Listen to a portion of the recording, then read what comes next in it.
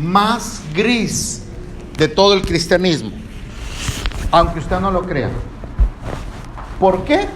Porque se acabaron probablemente las esperanzas de los discípulos en aquella ocasión, de un Cristo redentor, de un Salvador, amén, y donde sus esperanzas estaban frustradas porque se les había muerto el que hacía milagros, el que resucitaba muertos, el que levantaba a los caídos, el que daba de comer a los hambrientos. Entonces parecía ser que se había terminado todo, y ahora venía el shock emocional. ¿Qué va a pasar con el Señor? Y estaban todos atemorizados. Pero lo que ellos no sabían es que se les había olvidado que Él es el autor y consumador de la vida. Él puso su vida y la entregó por nosotros. Dice: nadie me quita la vida, yo la pongo por mí mismo. Y se les había olvidado que Él es la resurrección y Él es la vida. Y el que cree en Él, aunque esté muerto, vivirá. Estos versículos, hermanos, que vamos a leer, que van a ser varios después, dice la palabra en el nombre de Jesús así: y los principales sacerdotes y los ancianos y todo el concilio, dice que buscaban falso testimonio contra Jesús para entregarle a muerte, porque buscaban manera de matarlo, y no lo hallaron, aunque dice la Biblia que muchos testigos falsos se presentaban, les pagaban dinero. Fíjese, desde donde ya teníamos de aquellos años y muchos años más atrás, ya teníamos el soborno. ¿Sí están aquí conmigo? ¿Sí estamos en lo correcto? A lo mejor no, ayúdenme porque de pronto digo cosas que ni yo sé, pero las digo. ¿Desde cuándo ya se estaban pagando testigos falsos? Y muchos iban, ¿qué les ofrecían? ¿Quién sabe? Pero no lo hacían, aunque dice el versículo 60, pero al final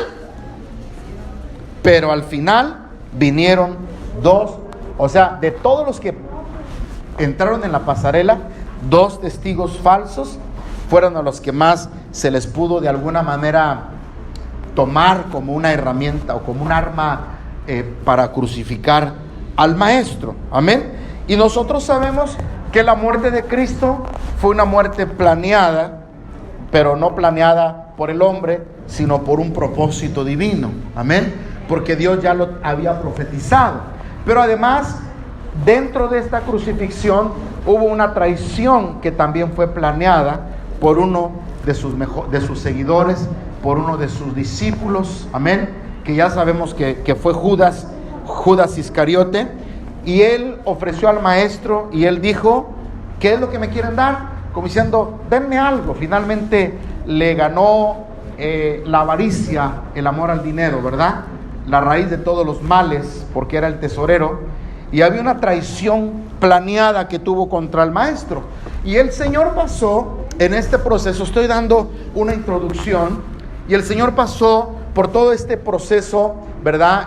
Desde una noche anterior y días anteriores, porque Judas había planeado la traición, y pasó por unos juicios que los abogados deben de saber mejor que yo, unos juicios ilegales, porque lo tomaron en la madrugada. Válgame usted decirle en esta tarde a qué criminal, digo, por lo menos a alguien se le espera en la mañana, ¿verdad? Digo, muy tempranito, pero imagínense a las 3 de la mañana ir a despertar a un criminal, que sabemos que Cristo no era criminal. Y ya para empezar ahí, estaban siendo injustos con el Señor, tomándolo en la madrugada. Hay que recordar que estaba orando en el huerto del Getsemaní, y que ahí llegaron todos, que se alborotaron, y llegaron los soldados y se lo llevaron. Y en ese sentido fue un juicio ilegal, porque además lo presentaron ante Caifás y ante Anás, que era Anás el suegro de Caifás. Era todo un complot de los religiosos, ¿verdad? Donde ellos no tenían la autorización para poder condenar a una persona, pero había tradiciones y había costumbres que ellos estaban en un contubernio, en cierta manera, con las autoridades romanas. Se prestaban, y entre unos y otros, como dicen acá en el bajo vulgo, se tapaban, ¿verdad?, sus fechorías. y buscaban manera de sacar provecho y ventaja de lo que ellos creían que les iba a beneficiar o que les iba a ayudar. Y luego lo llevaron ante el Sanedrín, que ya sabemos quién era el Sanedrín, ¿verdad? La máxima autoridad de los religiosos de aquel tiempo. Entonces, ese fue un juicio ilegal que no debió haber pasado el Señor. Por eso dice el profeta, por cárcel y por juicio fue contado, ¿verdad? Es decir, él no debió de haber sido juzgado de esa manera. Pero luego tenemos, hermanos, como el mismo juicio civil, se le puede llamar así. ¿Por qué? Porque lo llevaron ante Pilato y luego lo llevaron ante Herodes. Doble juicio. Y ahora se presenta ante Pilato como un criminal acusado ya de antemano y planeado todo este problema, que no era, porque su delito fue sanar enfermos, darle de comer al hambriento. Entonces ahora está ante Herodes también. Ese es el mismo Herodes que ya traía una trayectoria un poco negativa respecto a los creyentes. Entonces Jesús está pasando un juicio civil, y ahí se da cuenta Judas cuando es condenado finalmente, porque Pilato les dijo: ¿a quién he suelto? ¿A Jesús y a Barrabás? ¿Y a quién decidió la gente soltar? ¿A quién decidió soltar? A Barrabás, ¿verdad? Y entonces ya Judas se da cuenta que está condenado, y ya usted sabe que Judas fue y se ahorcó. ¿Y de qué le sirvieron las monedas? Finalmente las tiró. Y la Biblia dice que cuando tiraron las monedas, ya ni se acordó del dinero, y con ese dinero que tiró, dice que se compró un campo para sepultura de otras personas. Ahí está en la Biblia, ¿no? O sea, finalmente de nada le sirvió lo que hizo, porque él dijo: he entregado sangre inocente en manos de pecadores. Y ahí entonces empezamos a ver lo que es la vía dolorosa. Diga conmigo: la vía dolorosa. ¿Qué es la vía dolorosa? Pues no es otra cosa más que el camino de la cruz en medio del dolor y de todo lo que estaba pasando. Ya había sido golpeado, abofeteado. Isaías dice que fue molido por nuestros pecados. Él recibió varazos tremendos, hermanos. Pablo, uno de los máximos predicadores de los gentiles, Pablo dice que él recibió 40 azotes menos unos, o sea 39. Y lo dice así porque él no se comparó con Cristo, ¿verdad? Él estaba diciendo: el único que recibió los 40 azotes con una capacidad física extraordinaria y que no murió, porque los 40, nadie llegaba a los 40, porque al decir a los 39 ya morían, dice Pablo, yo 39 me andaba muriendo, pero Jesús con los 40 azotes ni siquiera murió, pero estaba molido su cuerpo, moreteado su cuerpo. Entonces en la vía dolorosa alguien lo tuvo que ayudar. La Biblia menciona que era José de Cirene, me parece, Simón de Cirene, perdón, lo ayudó a cargar la cruz. Había un camino como de 3 kilómetros aproximadamente, una cruz con más de 70 kilos, dicen los que saben, golpeado, hermanos, su cuerpo horadado también. Y en esa vía dolorosa Jesús decía estas palabras: no lloren por mí, porque había personas que en realidad amaban al Señor. Y esto nos demuestra a nosotros siempre que hay gente buena y también hay gente insensible, y hay de todo en este mundo. Alguien dice por ahí que en la viña del Señor hay de todo. Y cuando alguien estaba llorando por él, Jesús se voltea y Jesús les dice: no lloren por mí, sino lloren por ustedes. Y Jesús estaba diciéndoles: preocúpense por ustedes, porque yo ya voy a terminar mi obra, pero ustedes son los que van a necesitar la bendición del Señor. ¿Alguien dice amén en esta hora? Amén. Y entonces viene el escenario en el Calvario. Amén. ¿Y qué significa el Calvario? Todos sabemos que el Calvario es un lugar de muerte. La Biblia lo llama el Gólgota, o el lugar de la calavera, donde antiguamente ahí se llevaban a todos los malos, a los enemigos, a los que no querían, y ahí los mataban de una manera o de otra, ¿verdad? Y los romanos fueron los que arreciaron o modernizaron este tipo de muerte como un espectáculo. Entonces no era fácil estar en ese lugar llamado el Calvario, porque era un lugar de repudio, era un lugar de dolor. A la gente que conocía el lugar le recordaba este lugar en cierta manera un dolor, porque probablemente había perdido un familiar. El estar en ese lugar les traía repudio, les despertaba odio, porque ahí había muerto mucha gente probablemente inocentes, como todo el tiempo ha habido gente inocente. ¿Estás de acuerdo conmigo? Y no podemos negar que Jesús también era inocente. Entonces ahí en ese Calvario es donde nosotros escuchamos que vienen las 7 palabras de Jesús. Y ahí es donde el Señor empieza a hablar la primera palabra, que nosotros ya no la sabemos y la hemos tal vez recitado alguna vez. Y Jesús dice esta primera palabra: perdónalos porque no saben. Otra vez, perdónalos porque no saben los que hacen. Y esta palabra de perdónalos, mis amados hermanos, sirve como un marco para nosotros ponerle atención, ¿verdad? Al mundo entero que nos rodea, al mundo que está viendo un espectáculo para ellos, porque para ellos era un espectáculo, ¿sí? Y lo más extraordinario que alguien pudo escuchar en ese dolor y en esa cruz del Calvario, ese hermoso corazón de Cristo, el hermoso sagrado corazón, ahora sí lo voy a decir, aunque suene religioso, el hermoso sagrado corazón de Jesús, su primera palabra que expresa es: delante de los pecadores, delante de los malvados, delante de sus verdugos, expresa la palabra: perdónalos porque no saben lo que hacen. Y yo me quiero concentrar, quiero que me ponga un poquito de atención, pero yo me quiero concentrar en esa palabra que dice: no saben lo que, no saben lo que hacen. Amén. Con esto Jesús estaba demostrando a la gente que ellos ignoraban realmente quién era el Mesías. Jesús le estaba diciendo a la gente que ellos estaban en la oscuridad del pecado. Y ahorita lo vamos a ver en la Escritura, porque nosotros sabemos por la palabra de Dios que Jesús es la fuente del supremo perdón. O sea, hay un maestro que nos enseña a perdonar. Nuestro único maestro y nuestro suficiente Salvador llamado Jesucristo nos enseñó a perdonar, no con palabras, con hechos, porque esto es lo que Cristo hizo.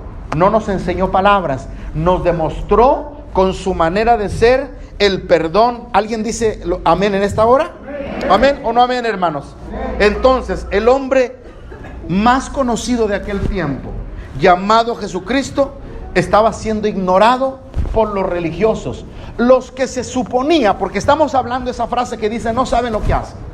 Los que se suponía que deberían de conocer quién era Jesús, porque las profecías hablaban, porque ellos estaban cada sábado, en la sinagoga hablando de las profecías, porque ellos estaban esperando a un Salvador. Los que se suponía que deberían de conocer cuando se presentara Jesús eran ellos, lo estaban ignorando.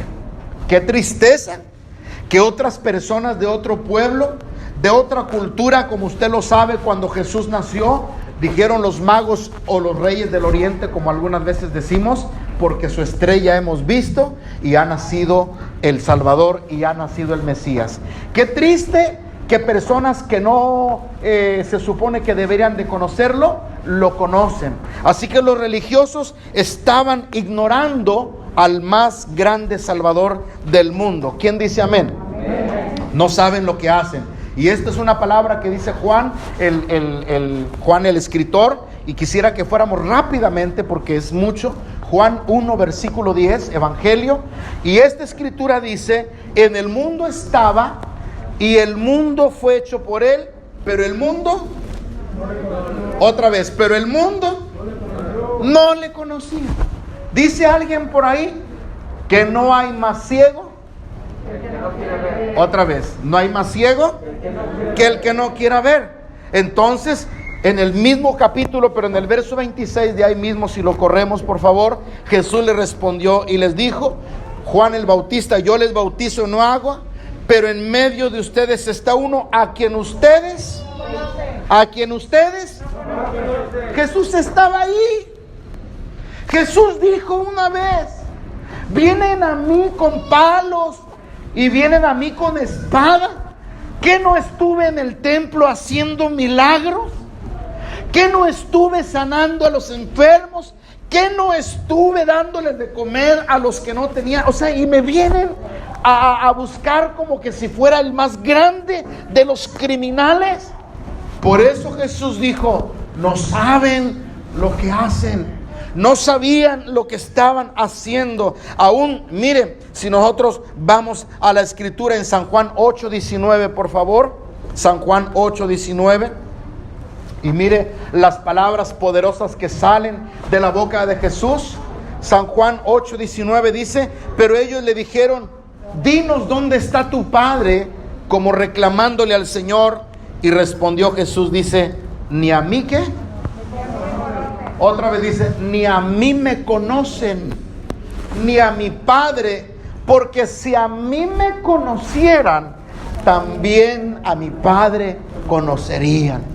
Lo estaban, hermano, crucificando, y por eso Jesús decía, no saben lo que hacen. Qué tristeza, mis amados hermanos. Y aún yo quiero ir más allá. Cuando el ciego de nacimiento, si buscamos el capítulo 9, el versículo 30, porque recuerde que estamos con la primera palabra, no saben lo que hacen.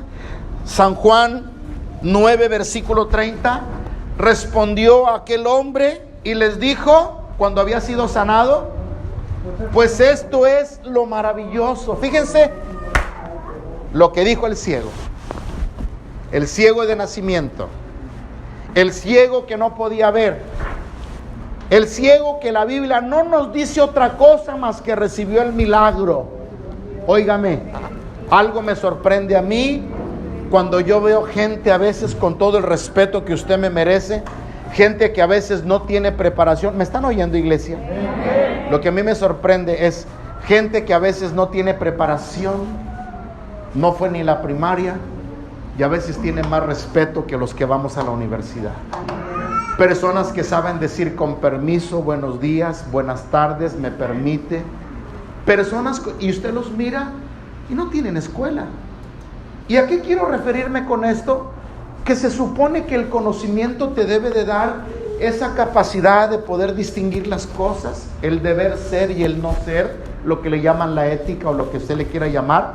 Pero ahora este ciego, que no era religioso y que había recibido un milagro, ahora este ciego dice, y respondió el hombre y les dijo, pues esto es lo maravilloso, que ustedes no sepan de dónde sea, dice.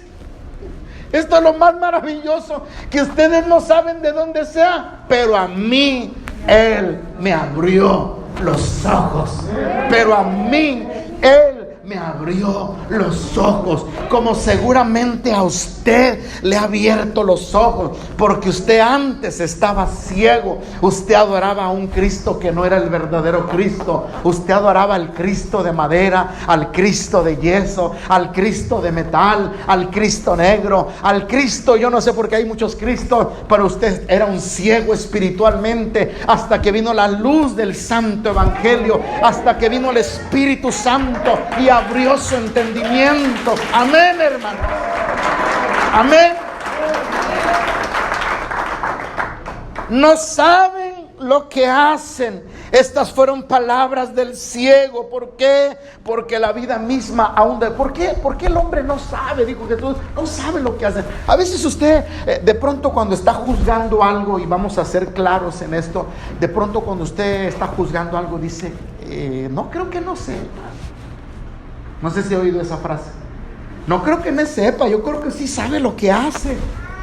Y no estamos hablando de una inteligencia, ¿verdad? O de algo de memoria, no. Estamos hablando de actos, de acontecimientos. Pero es que la Biblia nos dice a nosotros que el hombre en sí mismo no sabe nada. Alguien dijo esa frase y no sé de quién sea, yo solo sé. Que no sé nada. No sé quién la dijo. No sé si la dijo Platón, yo no sé si la dijo Aristóteles, Sócrates, yo no sé quién la dijo. Yo solo sé que no sé nada. Porque la vida del hombre es así. El hombre cree que sabe todo, pero no sabe nada. ¿Y dónde dice la Biblia que el hombre no sabe nada? Porque la vida del hombre es casi un misterio. Por eso el hombre está en una continua búsqueda. Por eso el hombre, por eso dijo el sabio Salomón, el mucho conocimiento es aflicción. el mucho conocimiento es aflicción de espíritu, es fatiga de espíritu. Salomón dijo, yo he descubierto, dijo Salomón, yo he llegado a entender la línea entre la vida y la muerte. Y él lo habla como los hilos de plata. Es una cosita rara que luego usted lo ve en la Biblia, ¿verdad? Y Salomón dice, todo en cuanto yo me propuse a conocer, lo entendí. Y termina con esta frase, el todo del hombre es, teme a Dios y apártate del mal. Porque el conocimiento es fatiga y aflicción de espíritu, porque el hombre está en la continua búsqueda, pero en lo que debe de buscar no lo busca, que son las cosas eternas. Por eso la Biblia dice, buscar primeramente el reino de los cielos y todas las cosas vendrán por añadidura. Buscar a Dios, buscar lo espiritual, buscar el reino de Dios. Pero el hombre a veces, en lugar de buscar lo eterno, busca lo material. Miren lo que dice Job, capítulo 8, versículo 9. ¿Alguien dice amén en esta tarde? Job 8, 9. No se me duerman, por favor, yo sé que hace calor. Job 8, 9. Por nosotros, ¿qué dicen? Dicen que una vez un joven condenado a muerte, a morir por un delito que había cometido, su madre, cual amor siempre la impulsa a hacer lo impensable, buscó al rey de aquel lugar, implorando clemencia por la vida de su hijo. Escúchame lo que te digo.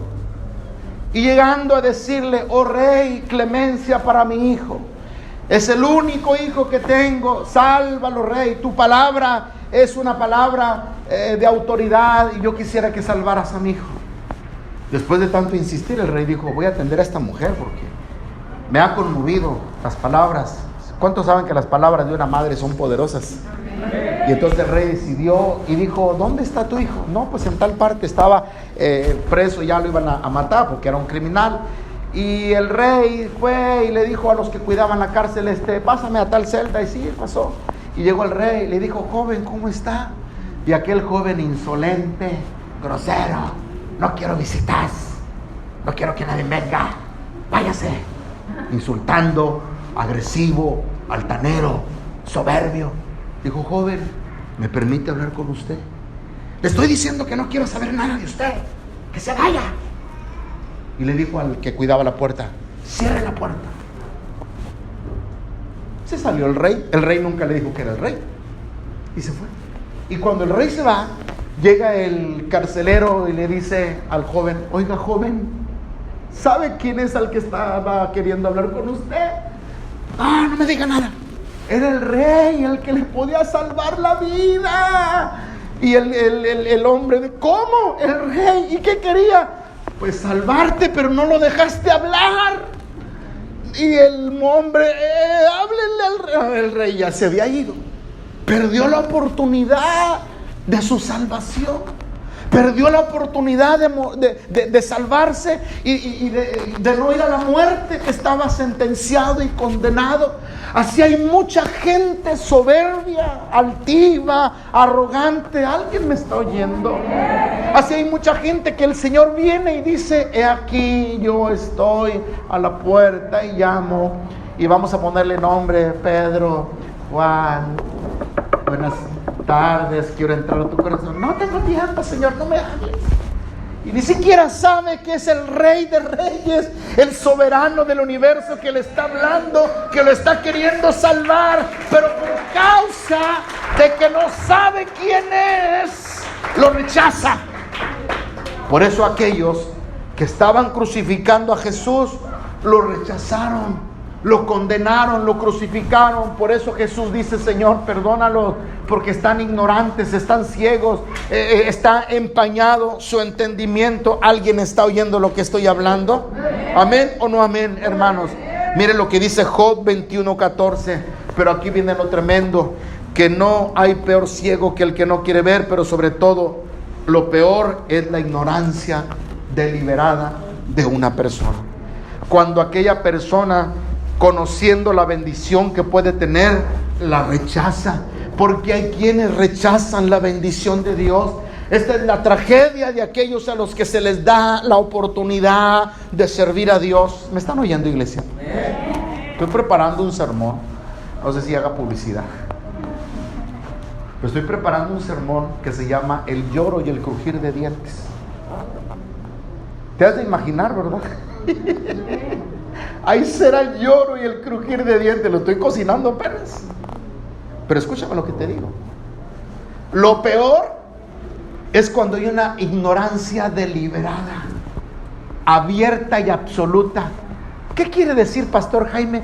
Cuando usted sabiendo, usted dice, no quiero nada de a mí no me hables de Dios, a mí no me hables de tu Dios, a mí no me hables de tu evangelio, a mí déjame en paz, yo lo mío y todo lo tuyo, y si tú quieres mi amistad, no me hables de este tema, por favor, es la última vez que te lo pido. ¿Sí me explica? Bueno, es que Dios respeta, porque Dios es bueno, Dios es misericordioso. Pero ¿qué dice la Biblia en el libro de Job, en ese capítulo 21, versículo 14? Dicen y le dicen pues a Dios, 2 puntos, le dicen a Dios, apártate, aléjate, no queremos nada de ti, porque no queremos, no le oigo, no queremos. Eso es lo que la gente hace. Por eso Jesús dijo, no saben lo que hacen, no saben lo que están despreciando. Cuando alguien les lleva el evangelio, no le rechazan a usted, le rechazan al Señor Jesucristo. Cuando usted les hace una invitación a la casa de Dios, muchas veces hay argumentos y excusas. No puedo, no tengo tiempo, está muy lejos, hace mucho calor, tengo otro compromiso, tengo algo que hacer. Bueno, tal vez sea verdad, pero sabes, no saben lo que están despreciando, no saben lo que hacen. Esta es la palabra de Cristo. No saben lo que hacen, perdónalos. Y es verdad, porque un día usted no sabía y también rechazaba el evangelio. ¿Cuántos de los que estamos aquí alguna vez rechazamos el evangelio? ¿Cuántos alguna vez de los que estamos aquí nos burlamos de los cristianos? Lo bueno que ya se arrepintieron, No, pobrecitos, como les iba a ir. ¿Estás aquí conmigo? Amén. Ahora, ¿por qué la razón? Y con esto termino, porque está para largo. ¿Por qué la razón de decir perdónalos? Porque esta palabra lo convierte en el sumo sacerdote de lo que habla Hebreos. Tu sacerdote para siempre, porque el único que expiaba y perdonaba como intermediario ante Dios era el sacerdote de aquel tiempo. Si tú lees la Biblia, llegaban con el sacerdote, le confesaban sus pecados, el sacerdote llegaba y ofrecía un cordero en el lugar del sacrificio y pedía el perdón de los pecados de aquella familia. Entonces el Jesús decir la palabra, perdónalos porque no saben lo que hacen, lo hacía el gran sumo sacerdote, nuestro intercesor y nuestro mediador entre Dios y los hombres. Por eso ahora, cuando el hombre se arrepiente y el hombre viene a Cristo, el Señor todavía lo sigue perdonando, el Señor todavía lo sigue cambiando, lo sigue transformando, porque ahora hay no solo un abogado, pero hay un sacerdote delante de Dios, un sacerdote Melquisedec para siempre. Le damos un aplauso al Rey soberano. Amén, hermanos. Segunda palabra, vamos a tratar de acabar rápido. Segunda palabra, Lucas 23:43.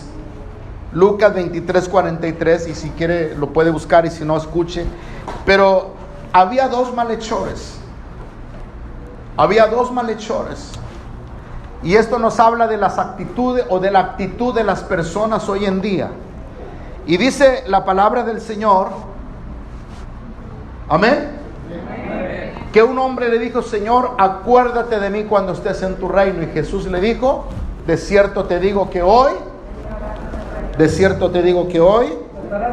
estarás conmigo en el paraíso. Esta es una palabra de salvación. Esta es una palabra de salvación. Si hay algo a lo que el hombre le teme, es a la muerte, aunque digamos que no. Si hay algo en lo que al hombre le mueve un poquito el ser en su interior, es la incertidumbre de no saber qué pasa más allá de la muerte. Pero Jesús aquí deja claro Y Jesús aquí dice: hoy estarás conmigo en el paraíso. No en el limbo, no en el purgatorio, porque la Biblia no habla del purgatorio, la Biblia no habla del limbo. La Biblia habla solamente de dos lugares: el paraíso o el infierno. O vamos con Él o no vamos con Él. Pero este hombre está reflejando un corazón arrepentido. Pero hablemos, para ir por partes, hablemos de los malhechores, sobre todo, que uno está exigiendo ser salvo.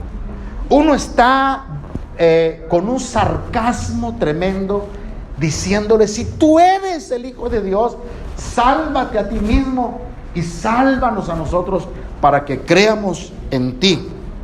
Y es que parecía lógico, parecía razonable que este hombre quisiera salirse, porque él sí era malhechor, él sí era un hombre, un criminal. Él sí era un hombre malo que merecía estar en esa cruz, y ahora le estaba temiendo a la muerte, porque es a lo único que al hombre le tiene temor. ¿Alguien está oyendo de lo que estoy hablando? Amén. Y entonces dice la Escritura que los dos le estaban injuriando. ¿Quiere verlo conmigo? Versículo 39, Lucas 23, 39, por favor. Espero que no se me duerman. ¿Seguimos aquí todavía? ¿Seguimos aquí todavía? Lucas 23, 39. Uno de los malhechores que estaban colgados le injuriaba. O sea, yo le llamo el malo. Le injuriaba. Injuriar es herir a una persona para hacerle daño. Eso es injuriar, lastimar a una persona, ofender a una persona. Hay gente que a veces tiene el don de matar gente con sus palabras. El Señor reprenda eso en el nombre de Jesús. Pero hay quienes tienen el don de, dice la palabra, que la palabra del justo es como medicina, que sale y trae medicina y trae gozo y trae alegría. Dios bendiga a los que salen de su boca palabra de paz, palabra de bendición. Dios bendiga a aquellas personas que de su boca salen palabras de fortaleza, de esperanza, de fe.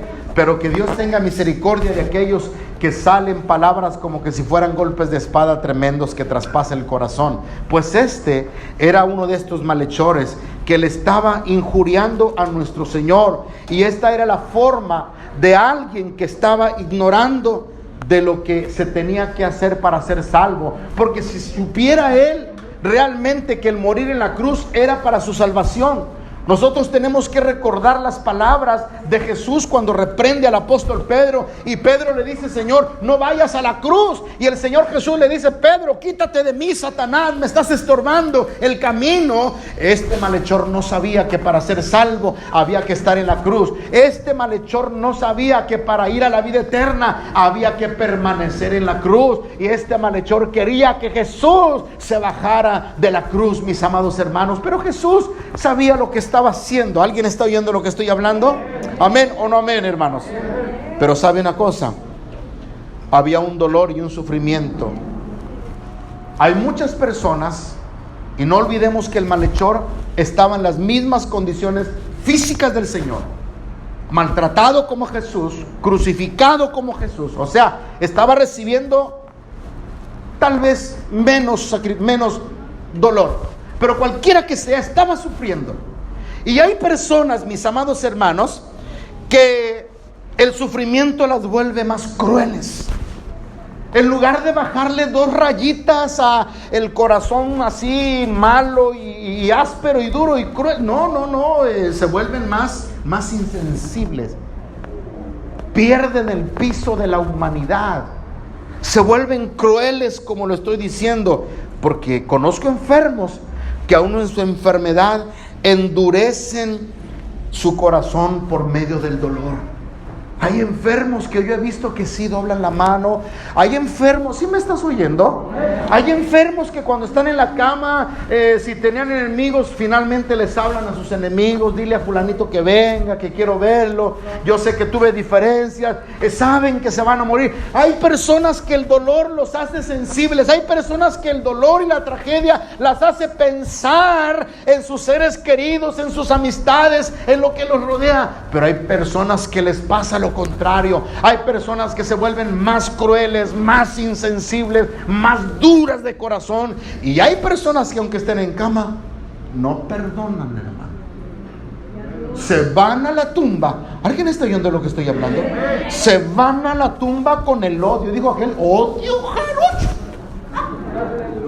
Y si no pueden hablar, le escriben ahí, y ya casi más allá que para acá: que no venga a mi funeral fulanito de tal, te lo encargo. Y si ya ni pueden escribir, hacen lo que aquel que te conté, nada más le dicen: que no venga porque me voy a morir. Los hace crueles, los hace el dolor más racios en la vida. Escúchame lo que te digo, iglesia. Este hombre, en la condición en la que estaba, porque su compañero, y es ahí donde viene lo maravilloso del Espíritu Santo, porque los dos malhechores, el que estaba a un lado y hacia el otro, hermanos, los dos al principio estaban así, pero conforme fue pasando el tiempo, uno empezó a bajarle las rayitas al orgullo, al sufrimiento del corazón. Uno empezó a pensar positivamente, y ahí es donde viene el arrepentimiento. Gloria a Dios cuando usted agarra la onda. Gloria a Dios cuando usted deja el orgullo de un lado. Gloria a Dios cuando usted reconoce. Gloria a Dios cuando usted comienza a mirar al cielo. Gloria a Dios cuando usted dice: alzaré mis ojos a los montes, ¿de dónde vendrá mi socorro? Mi socorro viene de Jehová, que hizo los cielos y la tierra. Porque este malhechor le empezó a decir al que estaba al lado: cállate, porque tú y yo sabemos que hicimos mal. Tú y yo sabemos que merecemos morir, pero este hombre es inocente. Ahora se estaba poniendo en un lugar de defensor.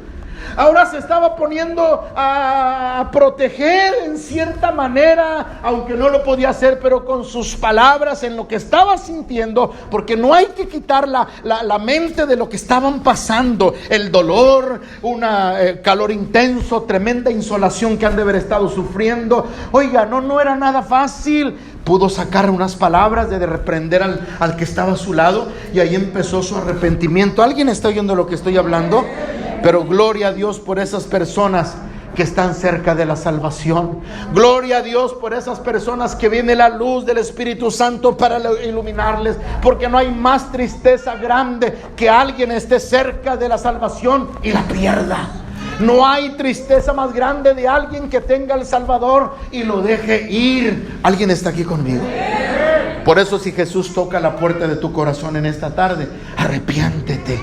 Por eso, si Jesús te habla en esta hora a tu espíritu, arrepiéntete, porque tú no sabes qué será el día de mañana. Hay muchas personas que han dejado pasar el momento de la salvación, y la Biblia dice: hoy es el día de tu salvación, hoy, no es mañana. No postergue el día de su entrega para Cristo. ¿Sí me estás oyendo, iglesia?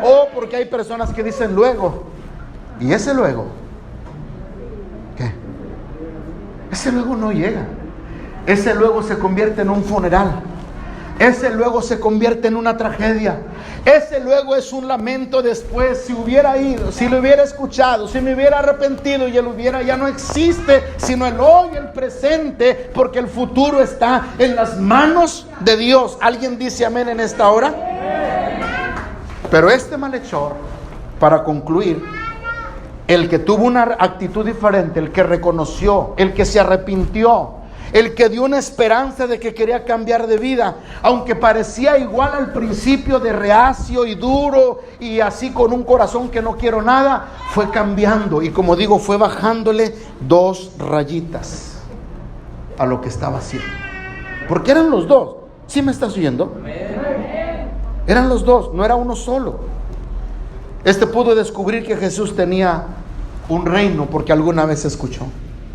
Alguna vez ha de haber escuchado algún mensaje, alguna vez alguien le pudo testificar. Y oiga, es que a veces uno no sabe la magnitud de lo que es cuando el Señor obra de diferentes maneras. ¿Sí me estás oyendo? Hay ocasiones que hay gente que anda predicando y ni siquiera nosotros nos damos cuenta. Hay ocasiones que Dios tiene sus guerreros y sus soldados en los hospitales, en las calles, en las plazas. No sé si me estás oyendo en esta tarde. Y nosotros no sabemos, pero Dios sí sabe. Y seguramente este malhechor, en algún milagro que por ahí, que era tan popular Jesucristo, gloria a Dios, hermano, Yo pienso que este malhechor ha de haber escuchado, este sí es el rey, porque hoy me estoy dando cuenta, porque hoy algo está pasando en mí. Y era el Espíritu Santo, hermano. Por eso no hay cosa más hermosa y más preciosa cuando una persona es arrepentida y entregada por el Espíritu Santo, porque es cuando viene el cambio y la verdadera transformación. Porque no lo cambió el pastor, no lo cambió la iglesia, no lo cambió la mamá, no lo cambió el papá, lo cambió Cristo. Y cuando Cristo cambia a la persona, cosas maravillosas suceden. Si va a aplaudir, aplauda en el nombre de Jesús en esta hora. ¿Quién dice amén? ¿Quién vive? A su nombre y a su pueblo. Entonces, ¿qué pasó? La respuesta no le hizo esperar. Jesús mismo le dijo: mira, hoy mismo estarás conmigo en el paraíso. Porque él dijo: Señor, yo quiero estar en tu reino. Jesús le dijo: hoy mismo estarás conmigo en el paraíso. Qué privilegio tan grande tuvo nuestro Señor Jesucristo, más que él, el malhechor, que aún en la cruz salvando. Por eso es la palabra de salvación. Qué hermoso es. Y yo he conocido cristianos, y permítame hacer este ejemplo, he conocido cristianos que están bien enfermos, pero están bien contentos. Y no porque están enfermos, sino porque tienen la paz de Cristo. Y a veces usted los va a visitar, estoy hablando de cristianos, los va a visitar ahí a la cama, son cristianos, pues están gozosos, con una fe invencible. Y llega usted a quererles dar un consuelo y una palabra, y sale usted más consolado que ellos. El enfermo le da una palabra más poderosa a usted. Y usted dice: ay, este enfermo me ministró a mí, creo que voy a vivir para que el enfermo ore por mí en lugar de yo orar por él. Porque tienen una fe invencible, una fe inquebrantable. Esto es lo que hace Dios, hermano. Esto es lo que hizo Jesucristo, que en la cruz seguía salvando, seguía dando un mensaje de fe, de amor y de esperanza. ¿Quién dice amén en esta hora? Tercera palabra para concluir esta tarde. Tercera palabra, Juan 19, 26 y 27. Y esta es una palabra de amor, la palabra de Cristo cuando le dice a su madre. San Juan 19, verso 26 y verso 27. Cuando vio Jesús a su madre y al discípulo al quien él amaba, que estaba presente, o sea, Juan, fue el único que estuvo ahí, le dijo a su madre: madre, he ahí tu hijo. Y después se refiere a Jesús, a su madre, al discípulo, perdón, y le dice al discípulo, y le dice: he ahí tu madre. Y desde aquella hora el discípulo la recibió ¿en dónde? ¿Sería que ella no tenía dónde vivir? Sí, pero Jesús, a quien le confiaba para dejar a una responsabilidad tremendamente mayor, era uno de los discípulos que tenía su mismo corazón. ¿Sabes que Jesús sabe cuál es el corazón que tienes tú y el corazón que tengo yo? ¿Sabes que Jesús sabe cuánto lo amamos a Él? Yo no puedo medir cuánto tú amas a Dios, pero Él sí lo sabe. Él sí sabe cuánto tú amas a Dios. Y Él sí sabe a quién nos encarga ciertas encomiendas. El dolor, amados hermanos, el dolor que estaba sintiendo Jesús sobre su cuerpo, de todo lo que estaba recibiendo, no pudo empañar el deseo que tenía en lo más profundo de sus entrañas, que era el cuidado de su madre. Yo he conocido, ¿me dan chance de predicar 5 minutos más? Levanten su mano. Y los demás lo dejamos pendiente. Sí, ¿verdad? Porque no voy a acabar las 7 palabras. Imagínate si acabo las 7 palabras. Nos quedamos aquí a dormir. Pero yo he conocido gente que descuidan a su familia por el ministerio. Se olvidan de la casa por el ministerio. Se olvidan de la esposa por el ministerio. La dejan sin dinero. Ellos se van a predicar por todo el mundo. Y la esposa, bien, gracias. Usted puede ser el más grande predicador y el evangelista más usado por Dios, pero no puede olvidar su responsabilidad que tiene de su familia, de su casa, de sus hijos, de sus padres. Escúcheme lo que le digo. Escúcheme lo que estoy hablando. Jesús, a pesar del dolor, que lo más lógico era que ella viniera y que ahí estaba como madre, pero no la dejaban acercarse los soldados romanos. Recibir el consuelo de ella. Y aunque lo estaba teniendo, porque aunque ella no lo estaba tocando, él podía sentir el amor de su madre. Pero también ella pudo sentir el amor de Jesús, no solo al verlo, porque ella sí entendió, ella sí sabía quién era Jesús, porque ella entendió desde el mensaje del ángel que le dijo, muy favorecida, y ella dijo estas palabras: María, hágase con tu sierva lo que sea tu voluntad. Serás investida por el Espíritu Santo y el fruto que nacerá de ti salvará al mundo. Y ella dijo: que sea hecha tu voluntad. Y ella sabía a lo que venía Jesús, y ella sí entendía que Jesús tenía que morir por los mismos pecados de ella, pero como humano Jesús, y como humana que ella era, también había un lazo de un amor filial, de un amor comprometido de padre y de madre, o de madre e hijo, hermanos. Y él, a pesar de lo que estaba sintiendo, él no pudo olvidar esa responsabilidad enorme del cuidado de su madre. Su gran pasión por salvar a las almas no lo eximió de la responsabilidad que tenía de cuidarla a ella. Amén. Por eso escogió al discípulo al que él amaba, al discípulo que se recostaba sobre su pecho, aquel discípulo al que le tenía toda la confianza, porque en los mejores momentos siempre estaba presente. Y usted va a encontrar en la Biblia que dice Pedro, Juan y Jacobo, Pedro, Juan y Jacobo, Pedro, Juan y Jacobo. ¿Y quién escribió, hermanos, el Evangelio de San Juan? Este Juan que está cuidando a María, este es el Juan que escribe el Evangelio. ¿Sí me estás entendiendo? Este Juan es el que escribe Apocalipsis. Y Juan cumplió cuidando a la madre de Jesús hasta los últimos días de su vida. Se la llevó a casa, le confió a uno de sus mejores discípulos. ¿Sabes una cosa? El Señor te ha confiado muchas cosas.